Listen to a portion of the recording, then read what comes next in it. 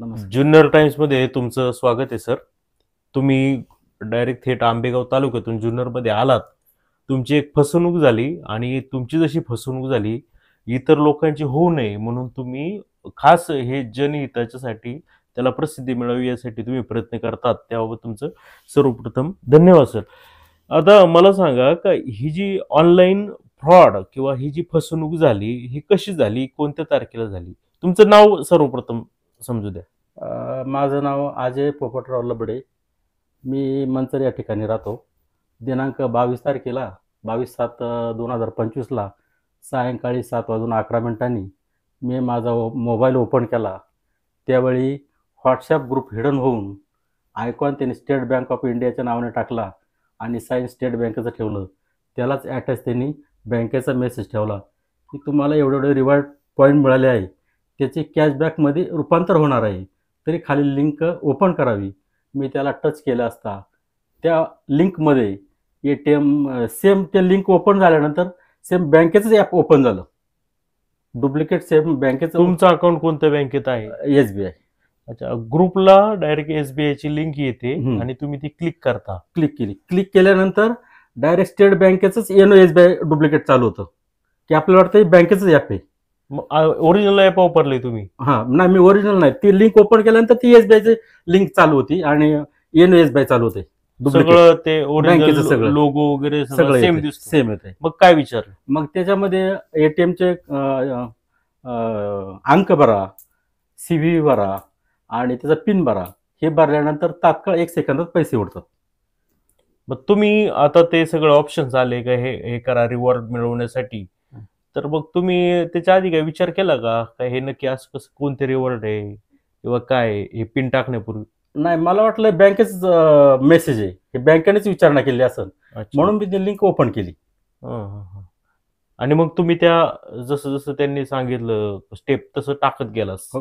CVV टाकला.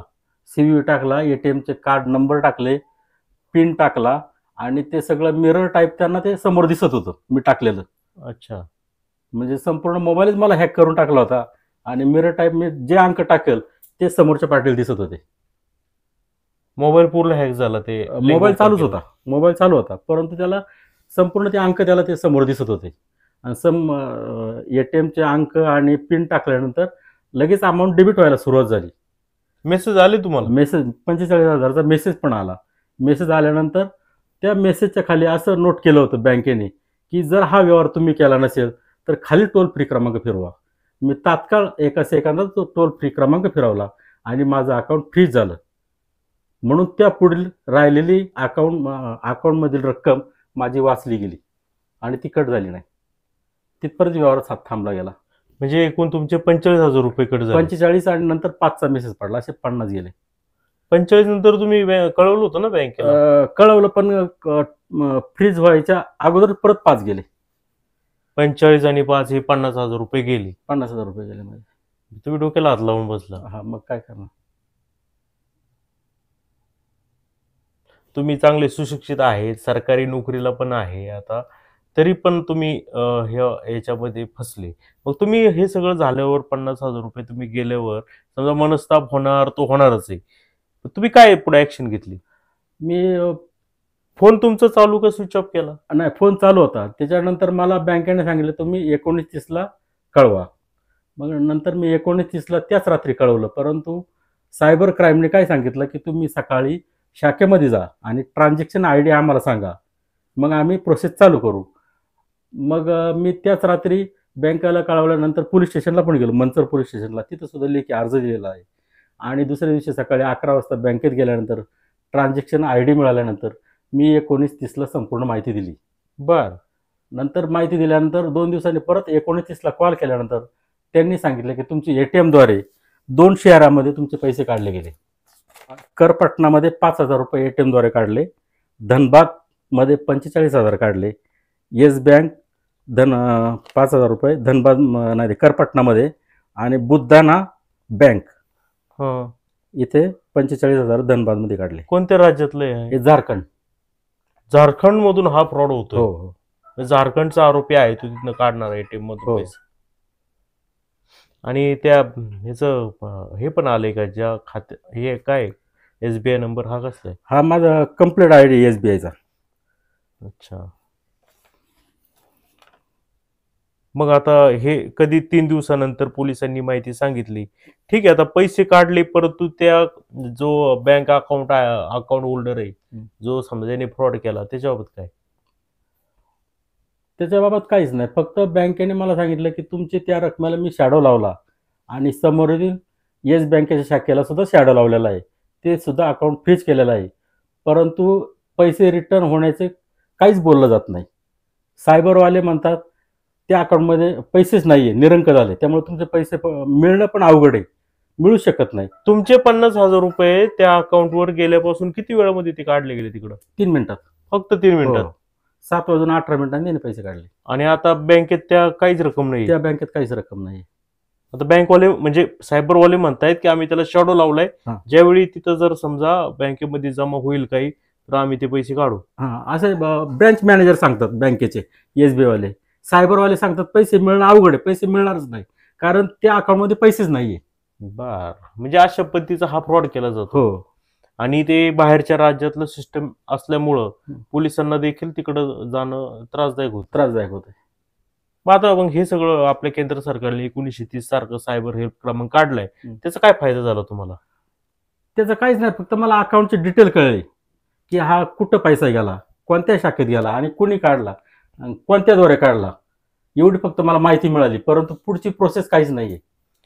म्हणजे आज मी तीच ज्यावेळी आपली यापूर्वी समजा ऑनलाईन किंवा अशी आर्थिक फसवणूक व्हायची, तर पोलीस स्टेशनला आपली सर्वप्रथम FIR नोंद केली जायची. आणि FIR एकदा नोंद झाली तर ते आरोपी शोधायचं, पैसे वसूल करायचं काम, ही जबाबदारी ही पोलिसांची होती. परंतु आता सरकारने आता ह्याच्यामध्ये फक्त 1930ला कंप्लीट करायची फोनवर एवढंच ठेवलेलं आहे. FIRचा काही विषयच नाही. याचा कुठं फटका बसतोय तुम्हाला? आता सायबरवाले म्हणतात पैसेच मिळणार नाही. ब्रँच सांगते की आम्ही फ्रीज केलं अकाउंट, ती काढलं पण हे काढलं पण. परंतु पैशाची गॅरंटी कोणीच घेत नाही. सायबरवाले घेत नाही, ब्रँच पण घेत नाही. मग आता आम्ही जायचं कुठं? पोलीस स्टेशन पण तिथपर्यंत पोहोचू शकत नाही. मनसरचे पोलीस स्टेशन काय म्हणतंय? मंचरचं पोलीस फक्त लेखी कंप्लेंट घेतली माझी. म्हणजे FIR नाही घेत? हां, FIR नाही घेतली. ते म्हटले 1930 वाले आम्हाला कळवतात FIR घ्यायची का नाही. हां, किंवा किती त्या शाखेत किती पैसे आहे, कुठे आहे, ते आम्हाला कळवतात. मग पुढची ऍक्शन आमची चालू होती. आजपर्यंत जर माझ्या माहितीप्रमाणे 1930 कडून खाली कंप्लेंट आली आणि पोलिसांनी FIR नोंदवली, असं कमी आहे उदाहरण. तुमचे पैसे येण्याचं म्हणजे जवळपास मार्ग कमी आहे. आता तुमचे गेलेच जमा आहे, अशी तुमची मानसिकता झाली का? आता प्रयत्न करणं तर आपलं काम आहे. गेले तर आता दिसतंयच ते आपल्याला समोर, पुढं काहीच दिसत नाही. बँकमध्ये 90 दिवस वाट बघा, तुमचा प्रश्न सॉल्व्ह केला जाईल. परंतु तसं तर काही दिसतच नाही. मग काय सांगाल, तुमच्यासारख्या सुशिक्षित माणसाची देखील फसवणूक होतीये या प्रकरणामध्ये, इतरांना काय आवाहन करणार? मला सर्व जनतेला एवढंच सांगायचं की अनेक ग्रुपमध्ये ॲड होऊ नका किंवा कुणाला ATM क्रमांक देऊ नका. आणि म्हणजे तुमचं म्हणणं आहे, आता मी पण पाहतोय का अनेक ग्रुपला, म्हणजे तुम्ही दर्शकांपैकी सुद्धा ग्रुपला ऍड होऊ नका म्हणण्यापेक्षा, अनेक ग्रुपमध्ये काय होतं, एखाद्याचा मोबाईल हॅक होतो. तो का होतो? कारण की एक मेसेज येत असतो काही ठराविक, समजा कॅनरा बँकेचा एक लिंक येते किंवा SBIची एक लिंक येते. आपल्याला वाटतं का आपल्याच बँकेशी संबंधित काहीतरी लिंक आहे, आणि माणूस तो अनावधानाने सुद्धा समजा क्लिक जरी केलं ना, तरी देखील त्याच्यातले काही ऑप्शन त्याच्यामध्ये ओपन होतात. आणि आपल्याला वाटतं आपलं ते सेम आपल्या बँकेचा जो आहे पोर्टल, ते ओपन होतं आणि त्यातले ते पिन वगैरे मागितले जातात. तर 90% लोक सहसा करत नाही, परंतु 10% लोकांना ते खरोखर वाटतं आणि ती हे लिंक ओपन केली जाते. आता याच्यात होतं काय का, ज्यांनी ती ओपन केली त्याचा मोबाईल ऑलरेडी हॅक होतो आणि त्याच्या मोबाईलमधून तो तशाच प्रकारच्या लिंक्स अनेक ग्रुपला पाठवायला सुरुवात करतो. आणि त्याचे ते समजा आता मीच जर एखादी लिंक पाठवत असेल, तर माझा मित्र तो बघतो यांनी काय पाठवले म्हणून, आणि तोही ती लिंक ओपन करतो. त्यात होतं असं, सगळ्यांचे फोन हॅक होतात आणि ऑटोमॅटिकली ते हॅकर्स इतर ग्रुप किंवा हे करतात. आणि त्याच्यातून पॉसिबिलिटी असते का 10% लोक तरी ATMचा पिन नंबर वगैरे टाकतील. जसं ते टाकलं जातं तसं आपला बँक खाता पूर्णपणे झिरो व्हायला सुरुवात होते. आणि हे जरी केंद्राने 1930 हा जर नंबर दिलेला आहे, पूर्वी थेट एफ-आय-आर दाखल व्हायच्या, परंतु आता 1930ला तक्रार करायला पोलीस सांगतात. आणि ते 1930चं असं काम आहे की ते एकतर फोन लागत नाही, तिथे एक एक तास त्यांना सांगावं लागतं, तेच तेच तेच माणूस इकडं काय तुमचा काय अनुभव ते आला तिथं? मला कॉल कनेक्ट व्हायला म्हणजे 5-7 मिनिटं तरी गेली. हं. परंतु त्यांनी कंप्लेंट लगेच घेतली आणि कारवाई पण चालू केली. परंतु पुढची प्रोसेस काहीच त्यांनी राबवली नाही. मग हे असंच होतंय. तर याच्यामध्ये काय होतंय की पुढच्याचं खात्याचं जो चोर आहे त्याचं खातं समजा तुम्ही हे केलंय, शॅडो केलंय किंवा त्याचं ते फ्रीज केलंय. मग तो कोणाचं खातं आहे त्याला शोधणं, त्याला अटक करणं ही प्रोसेस काय राबवली जात नाही. आणि याचाच फायदा हे चोर मंडळी घेतायत. तर सर खूप सुशिक्षित आहेत, चांगल्या पदावर आहेत, तरी देखील त्यांची फसवणूक झाली. तुमची देखील होऊ नये यासाठी ज्या लिंक्स येतात त्या काळजीपूर्वक पहा. आणि चुकूनही कुणालाही एटीएम नंबर किंवा OTP सांगू नका. अजून काय सांगाल तुम्ही जनतेला आवाहन करणार?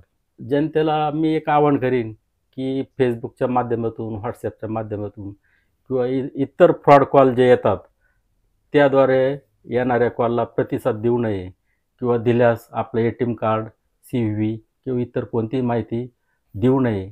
आणि आपल्या WhatsAppमधील असेल सेटिंगमध्ये आपण सर्व ॲपला आपण परमिशन दिलेली असेल, त्या परमिशनच्या माध्यमातून त्यांना आपलं आधार कार्ड, पॅन कार्ड, आपल्या अकाउंटचे डिटेल सर्व कळतात. हे डिटेल त्यांना मिळवणं म्हणून परमिशनसुद्धा आपण लॉक करणं गरजेचं आहे. आणि जे थोडेफार ॲप आपण वापरतो लिमिटेड 1-2 ॲप त्यांनाच परमिशन चालू ठेवा. अन्यथा इतर यांना प्रायव्हसी परमिशन ही सर्वांनी बंद करावी. जी आमच्यासारख्यांची फसवणूक झाली ती इतरांची कोणाचीही फसवणूक होऊ नये. मी म्हणून हे सर्व नागरिकांना विनंती करतो. आणि माझी जी मुलाखत घेतली विघ्नहर टाईमचे सर कुठे सर यांचे मी आभार मानतो. जुन्नर टाइमचे संदीप उतरडे. जुन्नर टाईमचे संदीप उतरडे यांचे मी आभार व्यक्त करतो आणि थांबतो.